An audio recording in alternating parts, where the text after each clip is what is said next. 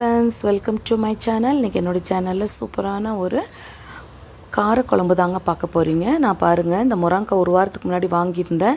இப்படி கட் பண்ணி வச்சுருந்தேன். அப்படியே நல்லா ஃப்ரெஷ்ஷாக இருந்துச்சு.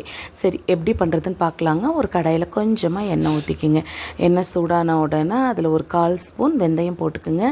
வெந்தயம் நல்லா மணமாக இருக்கும். நல்லா பொரிய விட்டு நம்ம வதக்கி அரைக்கும் போது இப்போ அதில் 2 பெரிய வெங்காயம், 10 பல்லு பூண்டு, ஒரு கொத்து கருவேப்பிலை இதெல்லாமே சேர்த்திட்டு நல்லா வதக்கிடலாங்க. வெங்காயம் வந்துட்டு நல்லா நிறம் மாறி வர வரைக்கும் நல்லா வதங்கணும்.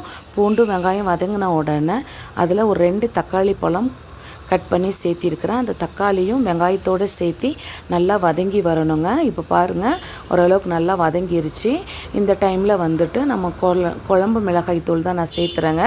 நீங்கள் வந்து குழம்பு மிளகாய் தூள் இல்லைன்னா மல்லித்தூள் 2 ஸ்பூன் சேர்த்திட்டு 2 ஸ்பூன் மிளகாய்த்தூள் சேர்த்திக்கலாம்.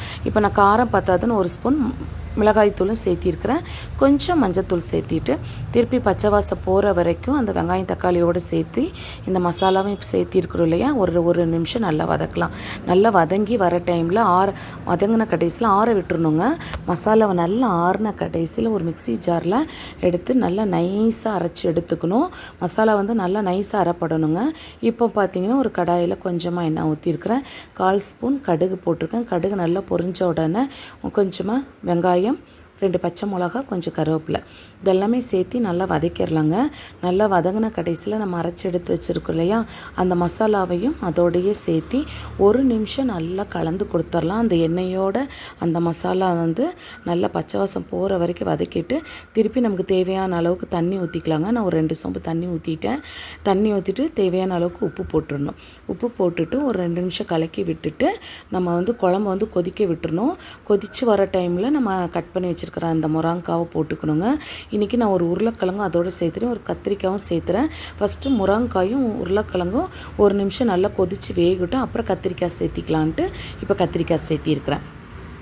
எல்லாமே சேர்த்தி நல்லா கொதி வரட்டுங்க. நல்லா அது பாட்டுக்கு வேகட்டும். அதுக்குள்ளே நம்ம கொஞ்சம் தேங்காய், கொஞ்சமாக ஜீரகம் சேர்த்து நல்லா நைஸாக அரைச்சி எடுத்துகிட்டு வந்திருக்கிறேன்.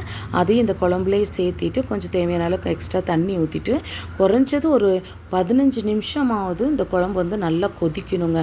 கொதித்து காயெல்லாம் நல்லா வெந்து அந்த காய்க்குள்ளெல்லாம் நல்லா முருங்கைக்காய்க்குள்ளெல்லாம் அந்த மசாலா பிடிக்கும். அந்த வீடே கமகமான்ட்டு இருக்கும் அந்த மசாலாவோடைய முருங்கைக்காய் ஸ்மெல்லுக்கும் மசாலா குழம்புக்கும். சூப்பரான மசாலா குழம்பு ரெடிங்க. நீங்களும் உங்கள் வீட்டில் ட்ரை பண்ணி பாருங்கள். இந்த வீடியோ பிடிச்சிருந்தால் லைக் பண்ணுங்கள், ஷேர் பண்ணுங்கள், மறக்காமல் சேனலை சப்ஸ்கிரைப் பண்ணுங்கள் ஃப்ரெண்ட்ஸ். தேங்க்ஸ் ஃபார் வாட்சிங்.